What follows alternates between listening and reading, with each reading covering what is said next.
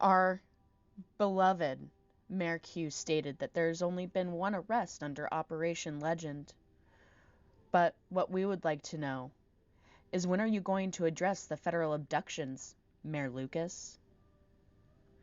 What I am about to share is the testimony of one individual's experience the night of July 17th, an individual that would like to remain anonymous.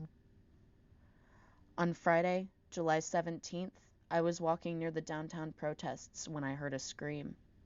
It was a scream of the sort that is reserved for horror films. A gut-wrenching scream that pierces through the air and demands attention. The type of scream that summons the hair on the back of one's neck to stand tall. A scream that will echo through my nightmares until the day I cease to breathe. But I didn't do any...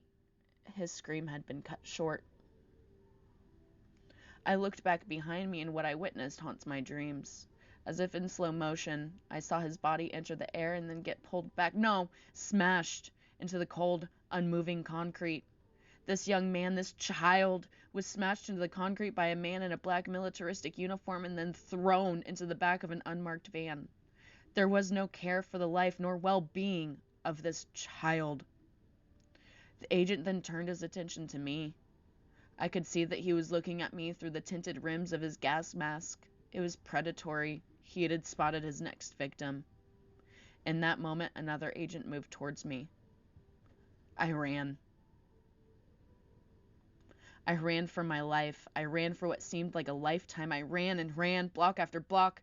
The whole time I was followed by an unmarked black SUV occupied by federal officers. They laughed and screamed vulgarities at me. They were relentless. Even at times when I thought I had found safety, they would appear again and again. This is what psychological warfare looks like. I was a mess, running wildly throughout the city, no sense of direction, no sense of safety. Nothing that stood between what could very well have been my death and the sanctuary of escape. It was a game of cat and mouse. Predator versus prey. All of this just for bearing witness to the atrocity and quite possibly the murder of a young man by federal officers.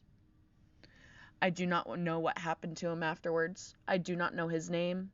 I just know that was someone's child. If the victim somehow sees this, I want you to know that your scream did not go unheard. I want you to know that I wish I could have protected you. I know, we all know, that you did nothing to warrant such an atrocious act. I want you to know that I feel your terror in every fiber, every ounce of my being. Kansas City, if this young man's scream wasn't a call to action, then I don't know what is.